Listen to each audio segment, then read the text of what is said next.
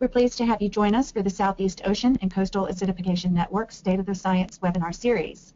The title of today's presentation is Deciphering the Effects of Ocean Acidification on Microbial Assemblage Structure and Community Function. This webinar series is hosted by the Southeast Ocean and Coastal Acidification Network, or SOCAN. These webinars lay a foundation for conversations about state-of-the-science ocean acidification science in the Southeast region. The webinars are intended to create a dialogue among scientists to identify what is known, what isn't, and what research in other regions of the United States can be applied to better understand ocean acidification and its impacts in the Southeast region. With awareness of and access to research and its implications, webinar participants will be able to collaborate to better understand and adapt to ocean acidification moving forward. I'm Paula Keener with NOAA's Office of Ocean Exploration and Research and a member of the SOCAN Steering Committee, and I'll be moderating today's session. Jennifer Bennett-Mintz is Education Outreach Coordinator for NOAA's Ocean Acidification Program, and Jen is also on the line and will be helping to facilitate today's session. During the presentation, all audience members will be in listen mode only. You are welcome to type questions related to technical issues or questions for the presenter into the questions in the bottom of the Go-To control panel on the right hand of your screen. We'll be monitoring these incoming questions and will respond to them or pose them to our speaker. We are also recording this session, and the video recording and the PDF presentation will be available after the presentation on the SOCAN website. We are very excited today to have Dr. Astrid Schnetzer with us from North Carolina State University Department of Marine, Earth, and Atmospheric Sciences. Astrid received her PhD in marine biology from the University of Vienna in Austria and conducted her research at the Bermuda Institute of Ocean Sciences. Astrid is a biological oceanographer interested in plankton diversity and ecology, food web dynamics, and harmful algal blooms. Astrid examines how environmental perturbation can impact diversity within plankton assemblages, and by that, she looks at plankton community structure. So Astrid, I'm going to hand control of the presentation over to you, and you are welcome to begin.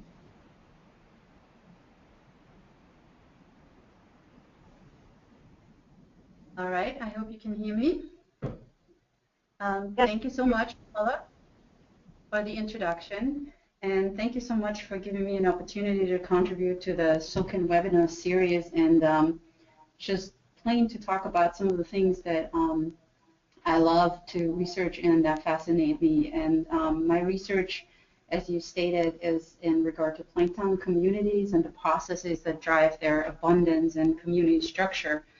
What you see on the first slide is a couple of names, collaborators that I've mainly worked with on the West Coast a couple of years ago, and I was fortunate to have my first experiences in ocean acidification research with this group of researchers that included Dr. Karen Hutchins, Dr. Fu, and some extraordinary students and also postdocs like Avery Tedders.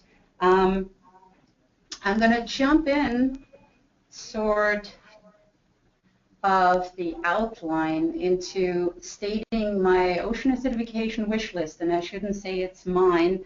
It's one that many people have on their mind, especially people who study biological systems and communities, and then use that wish list to make a couple of comments in regard to what it entails to study microbes. This is something that is probably very obvious to those of us who look at small critters in the ocean, but not necessarily for people that operate or study on a larger scale or with larger organisms. And when I say microbes, the organisms that I am studying are mainly protists and microzooplankton. So you see on the lower panel a couple of these organisms. We have some major groups of phytoplankton like diatoms and dinoflagellates, and then some additional fishes of microzooplankton. So phytoplankton being the main primary consumers, as we're aware, and protozoa being the main primary consumers, as in coastal areas they are able to devour up to 75% of that primary productivity. So we also want to know how they're affected by these changes in our oceans. Then I would like to give some examples where we're beginning to decipher connections, and those are from some lab studies with single species, also natural assemblages, and then I would like to talk very briefly about some of the mesocosm studies and what they're able to show us. And where from here will lead me to a couple of final words in regard to what I think that will be very promising for the Southeast region, and also a little bit more of my very private wish list in regard to where we might want to take this. So the OA wish list, again, one that has been mentioned and reiterated by many in the field, goes in regard to some of the knowledge gaps that we're starting to fill up, or fill in, I should say. There's a strong push towards going and studying single species, but now also mixed communities, since how they behave under environmental perturbation or increasing CO2 isolated in a lab is very different from what happens if you have species interact. And I will give an example of that from some of the study that we did previously. Another one on that list, I think, is certainly going from single trophic levels of functional groups like primary producers up the food web. And some of the mesocosm studies that have been done over the last couple of years have shown us tremendous insight in what it means to have anything involved from viral, bacterial, protist to zooplankton organisms within these experiments. Another one where we've made tremendous stride, and it's almost impossible to keep up with the list. I only have a couple of these studies cited, and take a disclaimer that it's really hard to keep up with the number of studies that is coming out, which is exciting. Deal with multifactorial influences where temperature, light, nutrients, some of the more prominent ones are tested together with CO2. Another one that I am very excited about is that we're starting to get away from just looking at community structure, but also community functions. So in addition to looking at standing stocks or species diversity or community structure, we're now also looking at the fluxes and the processes. And for microbial organisms, we're making really large stride here with genomic approaches that are being increasingly incorporated, and it's very exciting.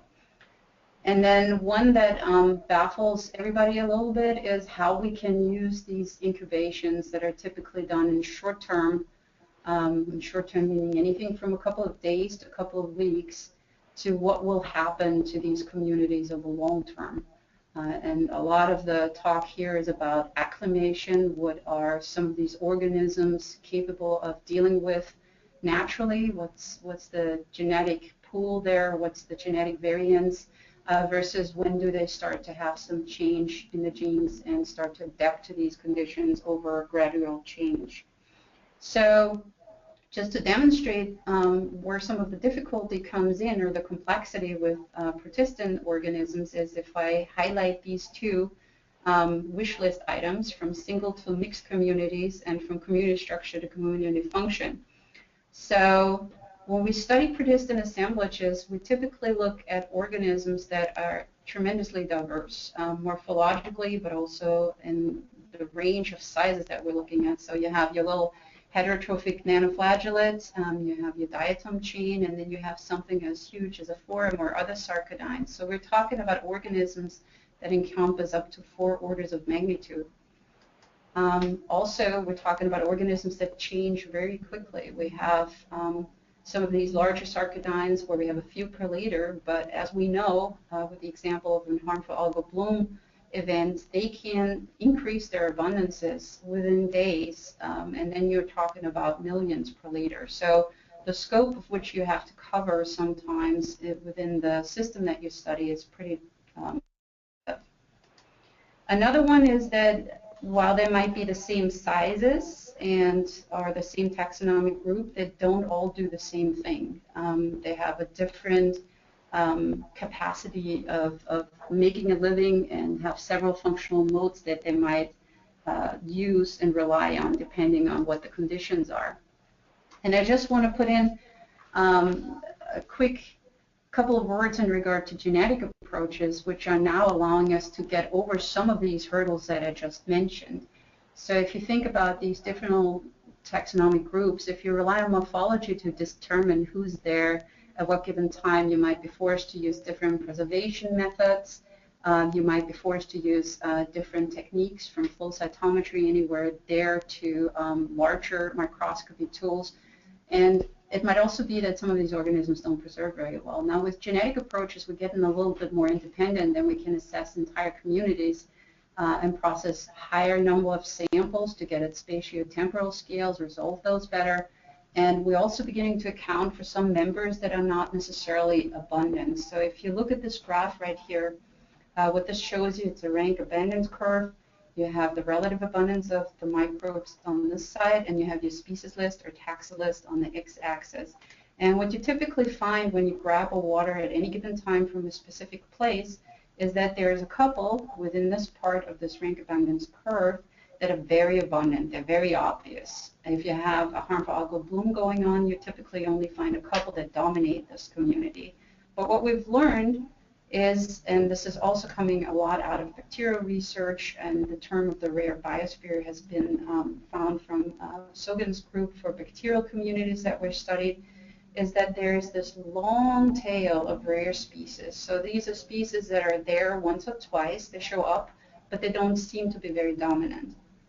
Now, depending on the method that you use, looking at these microbial assemblages, if you do microscopy, you get at some here and there. If you do culturing, you might get some here and there, but it's always important to remember that we only have a small fraction of these organisms in culture because they don't tend to grow very well. And if they do grow in culture, they don't necessarily are the ones that play really important ecological roles in the environment. Now, as we use improving technology in regard to genomics, we can get out on that rare tail, next generation sequencing being the one that is most powerful.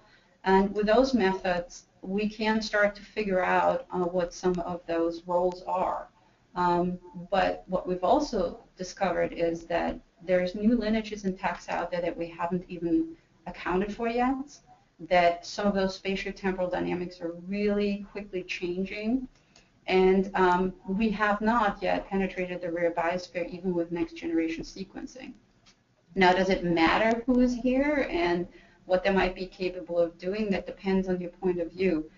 Some of these species, if you think about harmful algal blooms in coastal waters, you might have a sample where you don't even see a specific species that might become toxic or abundant because they hang out in the rare biosphere, but then this window of opportunity opens up and these take over the entire community. So it's important to know when they are there and when those community shifts happen. So genomics allow you to do that, but not only that, they also allow you to link to functional parameters, which is very exciting. And as we get more and more genomes sequenced, we can use those to see what's really going on in the environment.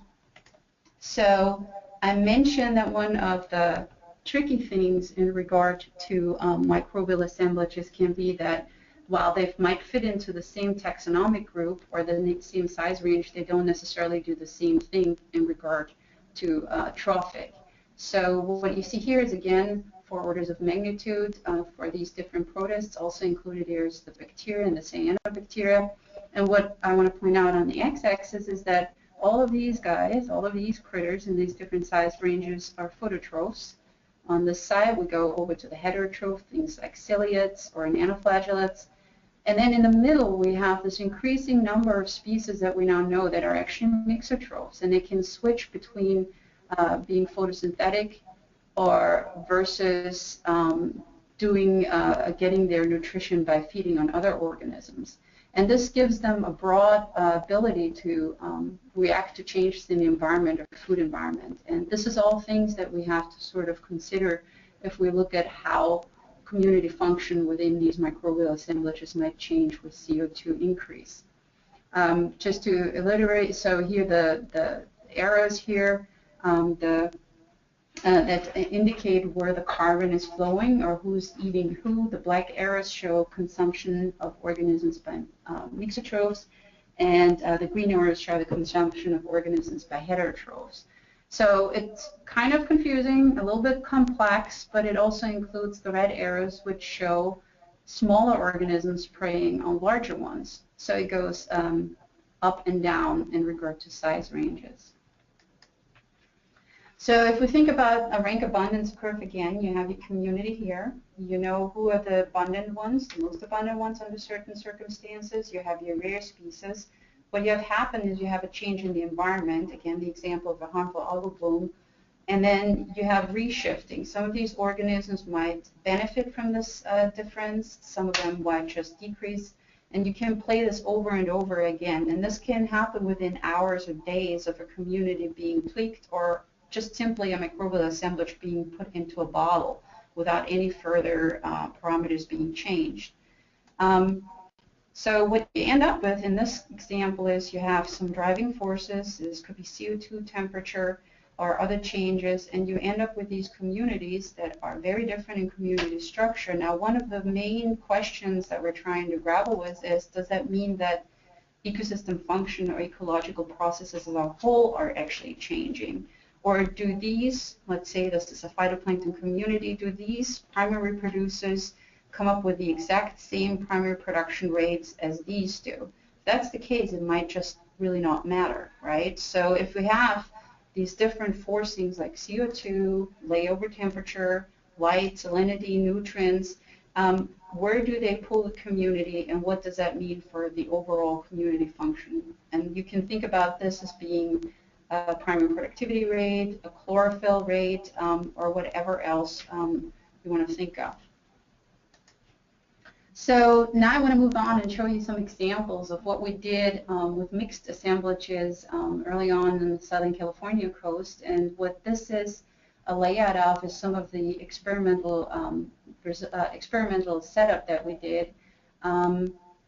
What you see here is the pie chart that shows you the relative contributions of these four major dinoflagellates. We collected a mixed dinoflagellate community that was strongly dominated by a red tide forming organism, Lingolodinium, and we incubated them in semi-continuous batch cultures for 2 weeks at low CO2, ambient CO2, and high CO2. And then after 2 weeks, we just sampled and looked who of these organisms were the most dominant, and if there were shifts in regard to their abundance. And as you see in this pie chart is that a general trend with low CO2 to high CO2 was that Lingolodinium, which dominated very strongly at the beginning, actually lost some of that share, and some of these other organisms, which also included a toxin-producing Alexandrium, actually gained some of their community community share. So after that 2-week incubation experiment, the next step that our group did was, and this is a picture of Lingolodinium and the red tide, you can see how they color the water when they're dominant.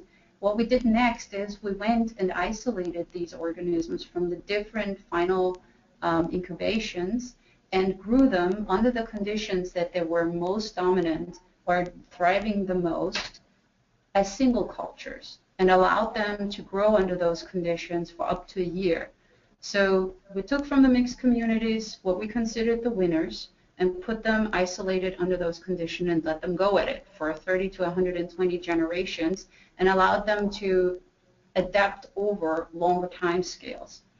After we did that, so this is the time frame right here, this is the initial experiment, we competed them. We put all four, after they had a chance to be conditions under those elevated CO2 regimes, after 4 months, 8 months, and 12 months, and just repeated our competition experiment right here. And what you can see, there's a couple of things to take away from this, is that some of the members within this community did well no matter what. So Prorazentrum P. micans right here, the red pie chart pieces had a huge gain throughout the time that they were allowed to be within culture. Now, Prorazentrum could be considered something like a lab weed that does well anyway, so this might not be tied to any of the CO2. What you can also see is that some of the organisms like Lingolodinium seem to consistently do better under low conditions of CO2. So you see this trend not only in the initial incubation, but also after 8 months, where the blue part of this pie chart decreases with higher CO2. So some trends were repeated after a while, and some trends showed also that it might tremendously depend on who you're starting out with, like Perizentrum in this case. The shift towards potentially toxic organisms, which is both Alexandrium and Gonialux, was interesting too. So if you could consider Lingulodynium a harmless or non-toxin producing, harmful, non-producing algae, now we're talking about a community that is to a larger degree made up of those potentially toxic or harmful species. This shows you just Bray-Curtis similarity for each of those. Again, here we have the triplicate incubations under low, under medium, and high PCO2 conditions after the first 2 weeks. Then when we recompeted after 4 months, 8 months, and 12 months.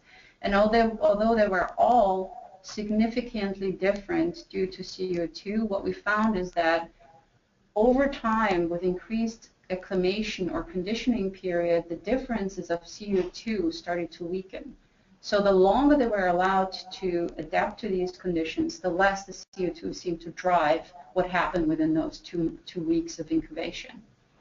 The other thing is that points towards, and others people have emphasized this over and over again, is that it's really important to conduct these types of competition experiments with organisms that are freshly isolated and not just kept in culture over long periods of time. So you're also looking at clonal isolates that might not be very representative of the genetic variants that you have within the field.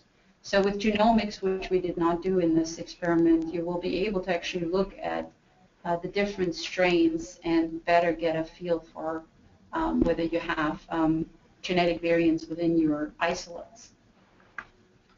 Another thing that we looked at in this experiment was that we measured growth rates. So now we're coming from community structure to looking at, well, how well did they do under the different CO2 conditions? And what you can see here is we did growth rates in the mixed communities in the original 2-week incubation, and then we did it for the mixed communities after a year.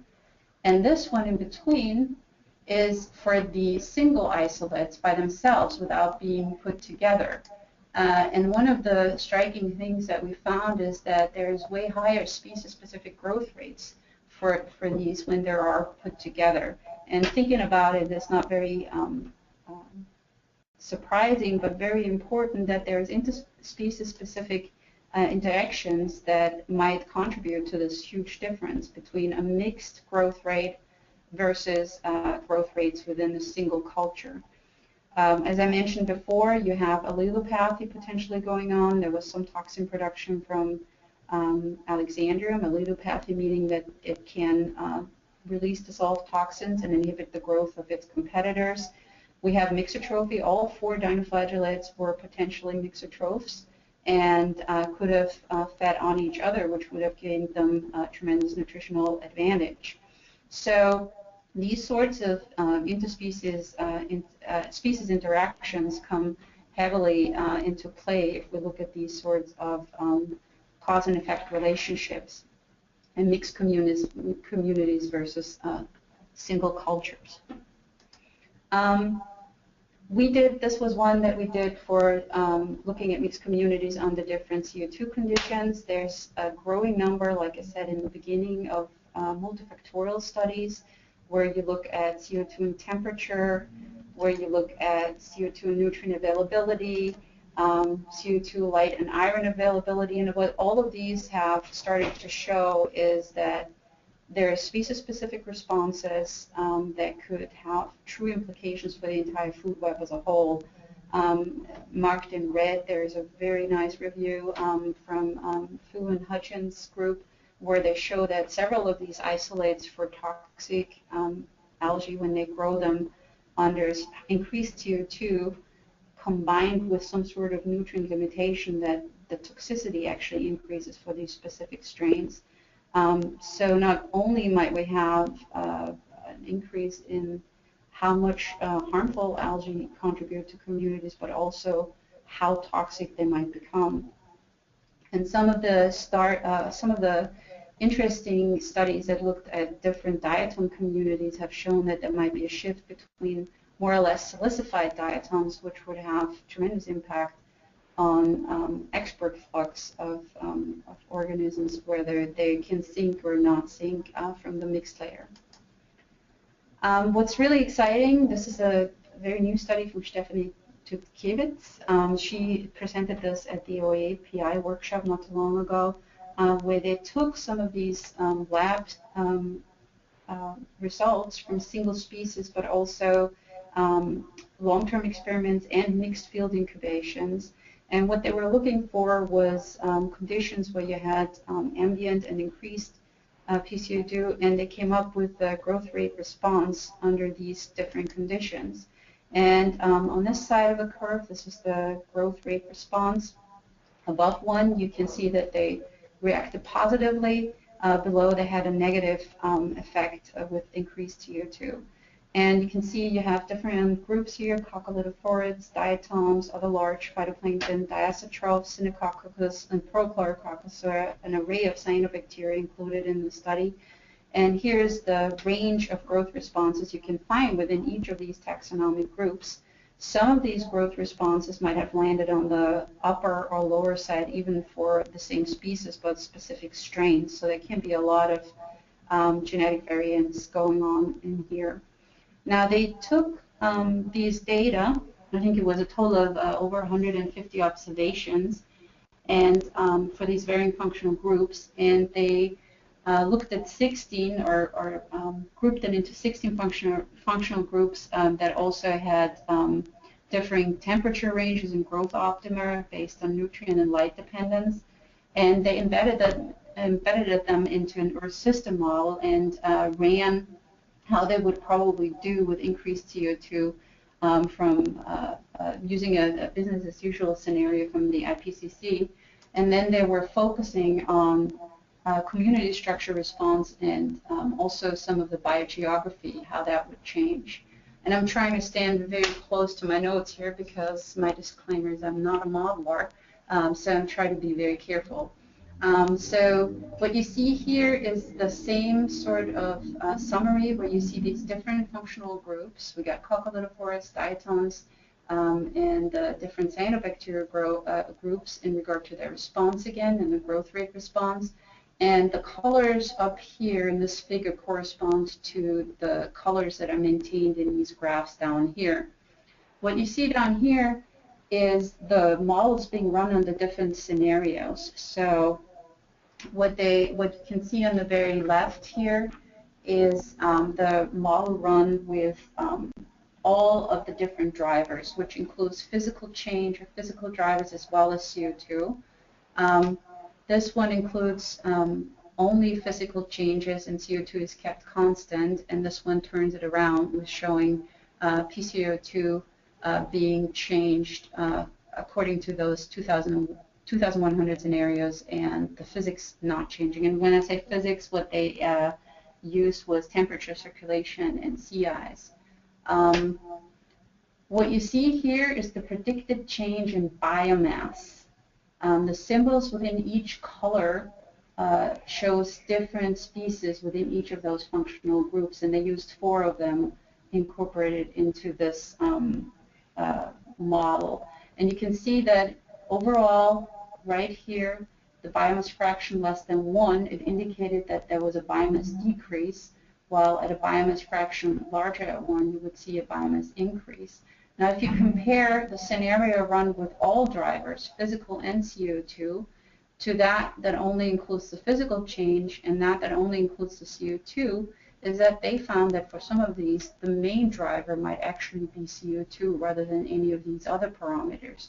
Now, many of these data points obviously could be flushed out with additional experiments where you look further into interspecies competition, either within the functional group or between those functional groups, and also over a larger range of probable CO2 concentrations. Again, these were taken from experiments that just had 2 different CO2 treatments.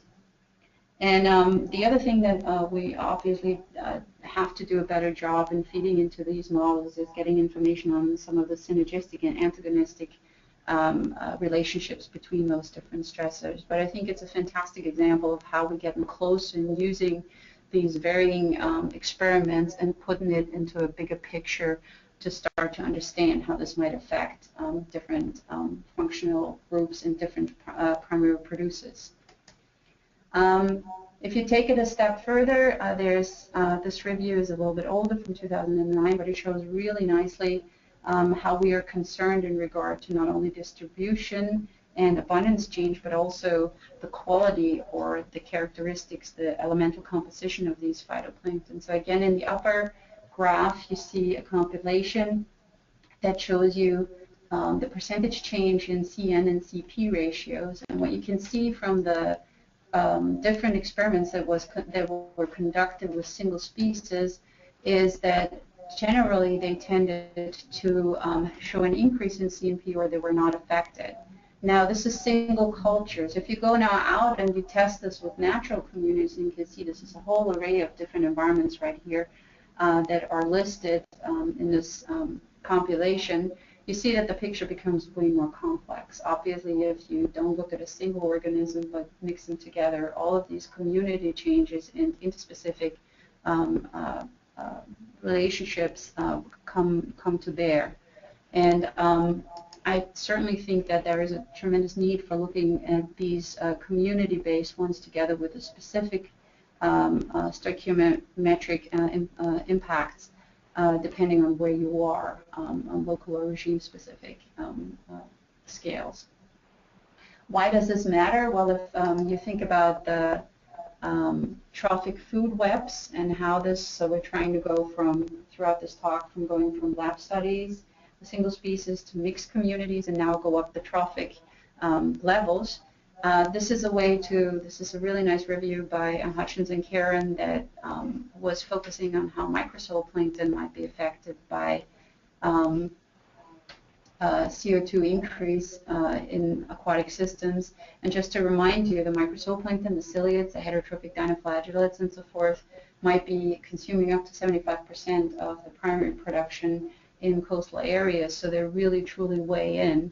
And we do not really have a very good grasp on how they are affected. So I'm inviting you to take now a microzooplankton-centric view, or grazer view, and if you think about the microzooplankton, there's certainly effects that might be direct for them that have to do with intracellular pH, enzyme activities, and so forth. And then you have this whole array of bottom-up effects that might implicate how well they're doing. And these come from some of the changes and shifts that we talked about up to now in the phytoplankton. And this was changes in primary productivity, altered stoichiometry, or in this case, prey quality for the microzooplankton, and also taxonomic composition if we think about potentially harmful algae. And so bottom-up plays a role, but also top-down. We also now starting to get a better feel of how larger grazes might be impacted in community structure and how trophic connections between these different levels might shift. That's very complex, and one of the things that is best, I think, been done so far to look into this is some of those mesocosm studies that have been conducted. And many of you might be familiar with some of these. This is taken from Ulf Rubesel's summary of one of their pelagic ecosystem CO2 enrichment studies. And what they used in these studies are these large mesocosms that penetrate, I believe, down to 20 meters in the water column or so. And they enclosed them, changed the CO2 levels throughout a large gradient. You see right here, the bluer colors are the lower CO2 treatments, intermediate is gray, and then red is the higher ones, and they range from 175 to over 1,000 ppm. And what they do with these mesocosms is that they truly enclose an entire planktonic community, which really allows to look at some of those larger scale effects. What this one shows you is chlorophyllate concentration right here in each of those mesocosms. Again, the red colors are the highest CO2 treatments, intermediate in gray, and blue is the lower CO2 treatments. And then they have these varying phases, and the phases refer to nutrient additions that were made after 4 days in the mesocosms and then after 13 days. And you can see the responses in chlorophyll falling right after. So they look at the system as a whole. They look at primary producers, and standing stocks here are chlorophyll A, pico, nano, dinoflagellates, and diatoms. And then they also look at the grazes, micro and mesozooplankton.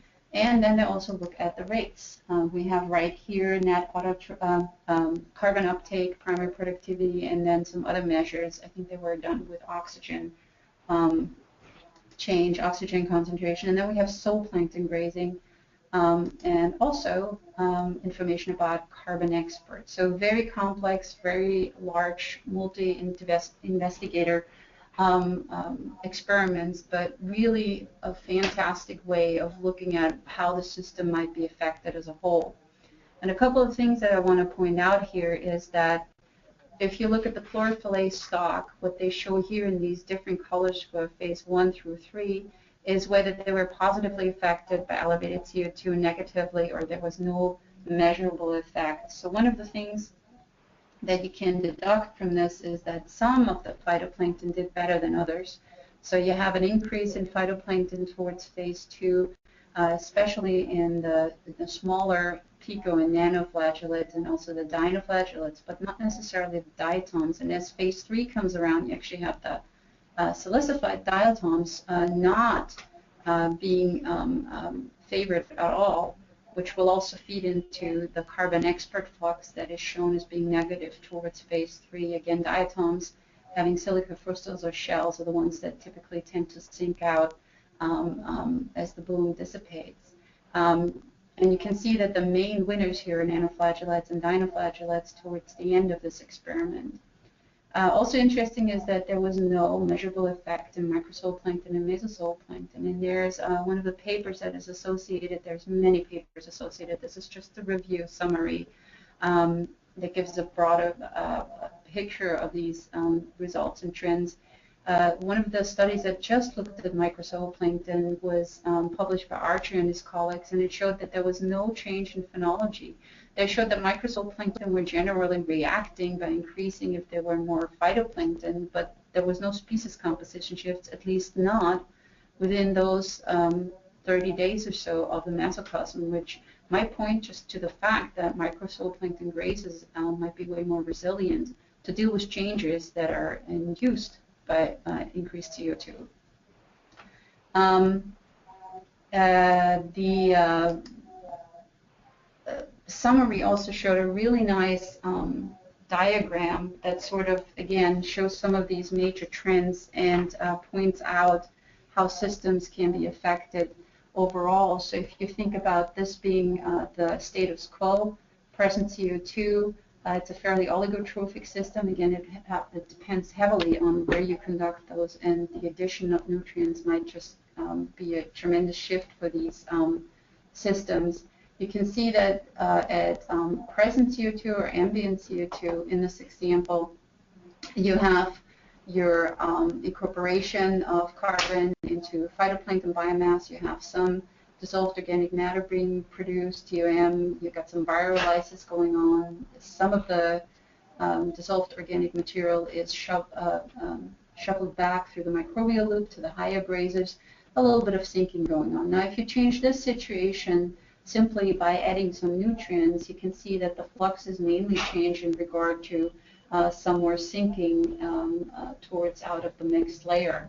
However, if you now transfer that into an elevated CO2 environment, what they have found, or the trends that I've seen, is that there is a lot more of the primary producers leaking carbon into the environment, or some of the leakage going into the dissolved organic matter pool, but this is not being shuffled back through the microbial loop because they believe that the bacteria were nutrient limited. And this also had a negative feedback on the grazing. Now, if you put the nutrients back into the equation with the higher CO2, you can see that some of the microbial loop steps back in, and some of the DOM actually gets incorporated better into the POM, and the grazing turns it around, and some of this carbon is actually shuffled or funneled off the trophic layers. But sinking of material is actually decreased compared to the situation where you only have nutrients amended. So it's pretty complex to look at these overall shifts due to these amendments, but there's no way, if you don't try to conduct these mesocosm studies, to really get a grasp of how this might propagate through planktonic communities. So where from here? I know this was maybe a lot of information for some. It's not enough in regard to how much has already been produced on information, and there's increasing review papers that help to really give a good idea of where we're at for different systems. But if I would look at that filling in the knowledge gaps, I think we're doing a good job overall. And my personal wish would be to really strongly push for the incorporation of genetic approaches to determine some of the structure and function changes, and also being able to look at single species and mixed assemblages, and also confirm some of the trends that we see for single species experiments. Does that hold true as soon as we go into the environment? The other thing that I think that is going to be extremely important and will help a ton is if we start to combine some of those lab and mesocosm experiments over the environmental gradients that we have within the area. And this is offshore to estuarine environments, as well as along the coast from North Carolina to Florida. And if there's a lot of collaborative efforts that try to address these gradients, that we have a really good chance to standardize some of those response variables that are needed to put them into larger scale models, which I think is a great way to start to understand better what ocean acidification is going to do. And if I was very bold in regard to my wish list, we all know that SOCAN's mission statement includes that we want to set regional priorities for monitoring research. I would say we should consider something like the Southeast Acidification Laboratories, or SEALs, the name is debatable, that we have on our coast. There is similar facilities in Friday Harbor. They have them in Norway. There's scale-up versions of these somewhere else on the coast, but we do not have such a facility. And I think it could be tremendously helpful if we considered studying some of the very specific environments along the southeast coast that will allow us to go over different gradients of nutrient availability, light, salinity, looking at coastal environments as well as offshore, using these system approaches and mesocosms. And it would be tremendous help to get from our little culture experiments and microcosm experiments to larger scale understanding of OA and what it will do, and tie that in with all the field observations that are already being done along the coast. And it could create a hotspot for many of us to do system level research, and it could tremendously benefit from all the existing knowledge, like some of those SOCAN webinars demonstrated very well, that we know who the key organisms are, we know what the communities are that are important, and also what the pertinent scales are, whether you go inshore with high variability or offshore with lesser variability. It could be a great platform, and SOCAN can fully be leveraging that to talk to stakeholders and make them part of some of these research setups and designs. And I also think it would be tremendously helpful to have a place or a hub where we could have our students learn some of these proper techniques. I know there is workshops available. I know that many of us have gone to those to learn how to do seawater carbonate chemistry and try to do this OA research. But I think if we had it here, it would really help us to answer some of those questions. And last but not least, I would really like to have an ability to better answer my 7-year-old in regard to what OAL means, and I think we have a tremendous opportunity to do that if we had such a facility along the coast. And that's pretty much it. Thank you very much. Astrid, thank you very much. That was fantastic, and I love the way that you presented your final concluding slides, seals. I think that's really something we should think about. So with that, what I would like to do is open the floor for questions to Astrid, and we already have one posted. And Matt Woodsock would like to know, how does increased CO2 that you mentioned as a factor in future phytoplankton populations affect geochemical cycles in our oceans, more specifically the nitrogen cycle and nitrogen fixation? Can you still hear me? Yes, Astrid, can you hear me? Yes, I hear you now. Okay. I caught part of that question. It was about nitrogen cycle. Yes, he's wanting to know how increased CO2 affects geochemical cycles, specifically the nitrogen cycle and nitrogen fixation. There's a tremendous wealth of information coming from single culture studies on nitrogen fixation. And there's also a very new paper that comes out of Hutchins' group where they actually showed some of these. So I did not talk about, I have to admit, I did not talk about cyanobacteria in specific, but they showed that with some of these long-term reclamations with some of those cyanobacteria, that there might be irreversible effects on nitrogen fixation rates as these organisms are allowed to condition to them. I'm a little bit out of my comfort zone talking about the overall global implications for the nitrogen cycle, but since cyanobacteria are some of the organisms that might be most affected, there's a lot of information already out there. Thank you. Astrid, can you comment on the use of continuous plankton recorders and in regards to filling in some of the knowledge gaps on a larger scale, possibly placing them on ships of opportunity, etc.? They're a tremendous help. I think that together with the genomic approaches and the large-scale sampling that has been conducted, especially over the last couple of years, I think the most challenging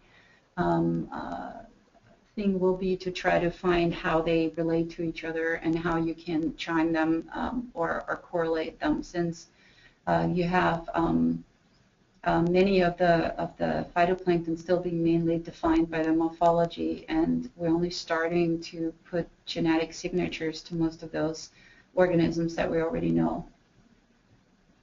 Okay. Can you comment on the amount of labor involved in processing a single sample from a continuous plankton recorder, say per hour that it is in the water?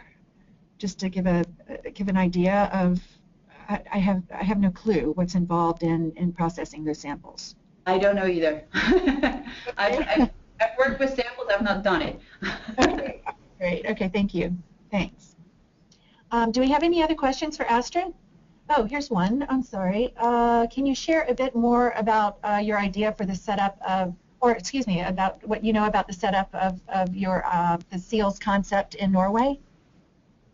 Oh, I was just referring to the mesocosm studies that they have a mesocosm facility in Norway that is very similar to the one that is currently functioning at Friday Harbor on the West Coast.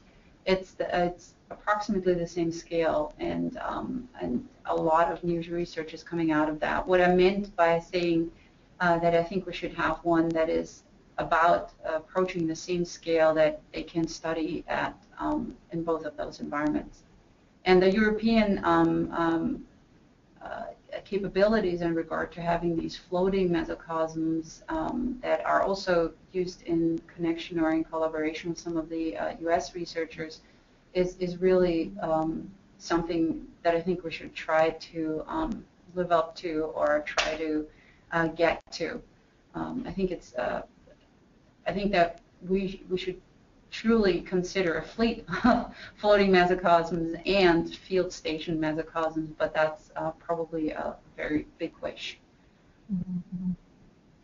I am really intrigued by your idea for the seals, and I think that there is, well, there certainly is transatlantic implications for that as well, certainly through some agreements that are in place between the United States, Canada, and the European Union. So very exciting. So any other questions for Astrid at this point?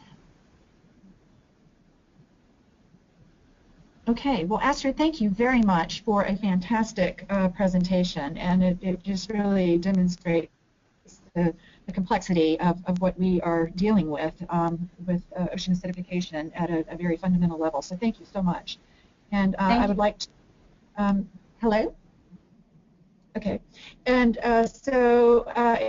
if we didn't get to, if you have questions that come to you later about today's presentation, please feel free to contact Astrid via the email, which you can find in the right-hand side of the screen of your control panel in the chat box. And if you're interested in joining the SOCAN listserv to learn about future updates and the acidification network, please sign up at the URL shown on this slide.